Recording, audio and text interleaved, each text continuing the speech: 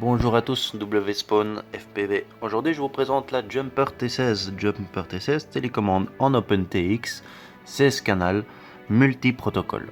Alors tout de suite nous allons voir cette télécommande à des gimbals à effet de hall qui permet d'avoir un très bon rendu et une très bonne maniabilité. Alors le multi-protocole se trouve sur un module externe.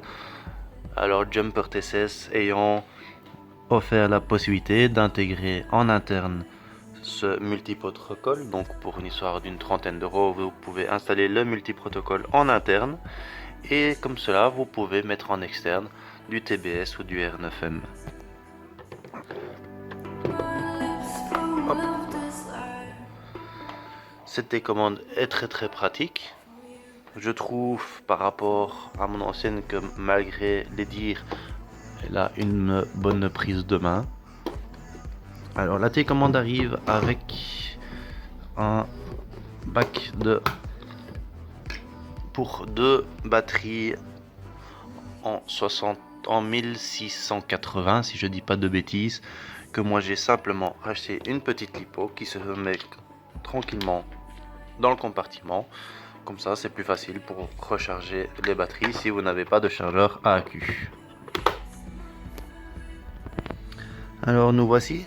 Alors la Jumper T16 par rapport aux autres télécommandes a un menu coloré, ce qui permet de faire beaucoup de petites choses, étant donné être en OpenTX, vous permet de pas mal de modifications, que ce soit la couleur de fond, la couleur de haut, vous permet de faire un fond d'écran différent. Par rapport à tous vos différents modèles, vous pouvez leur afficher différents logos ou petits dessins afin de reconnaître vos modèles, ce qui est vraiment très pratique, ce qui permet même en cours de vol, suivant l'utilisation de certaines touches, d'y attribuer différents petits sons quels que soient et de apporter vous-même vos sons dans la télécommande afin de les utiliser, qui fera l'objet d'une future review. Alors les menus de la télécommande se trouvent vraiment très simple. Vous avez pour chaque la possibilité du setup de menu ainsi que le bin, que ce soit avec un modèle, un protocole interne ou l'externe actuellement.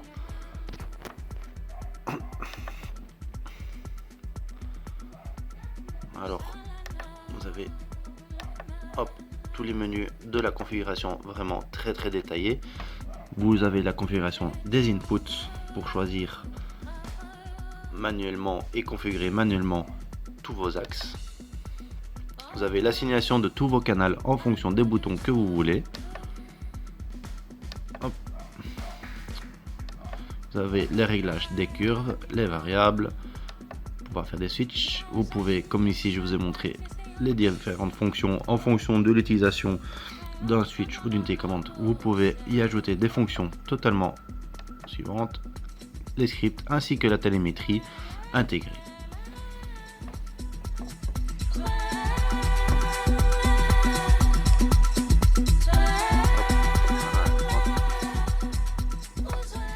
Voici, alors vous avez le réglage, le menu de réglage de votre télécommande, que ce soit le son, les bips, les paramètres. Vous avez une micro-carte à l'intérieur où vous avez accès en direct avec la télécommande, toutes les fonctions. Par exemple ici il est en mode trainer, ce qui veut dire qu'il désactive la totalité des protocoles pour pas utiliser trop de batterie et se mettra simplement en mode pour faire de la simulateur.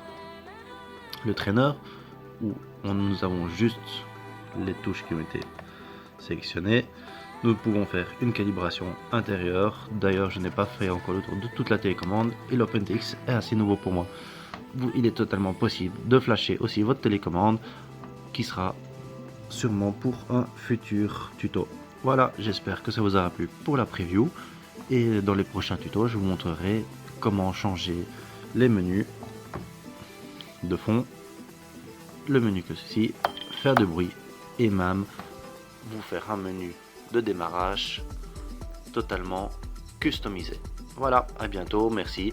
Si vous aimez, un petit pouce bleu pour soutenir la chaîne, abonnez-vous pour le futur contenu et n'hésitez pas à laisser un petit commentaire. C'est toujours, que ce soit constructif ou pas, ça permet au moins d'avoir votre retour. Merci et à bientôt. Je vous propose en même temps de rejoindre le groupe Belgique Co FPV Amateur. Le lien dans la description. Groupe belge est ouvert à toute l'Europe. Nous faisons du partage, des meetings et bien plus encore. À bientôt.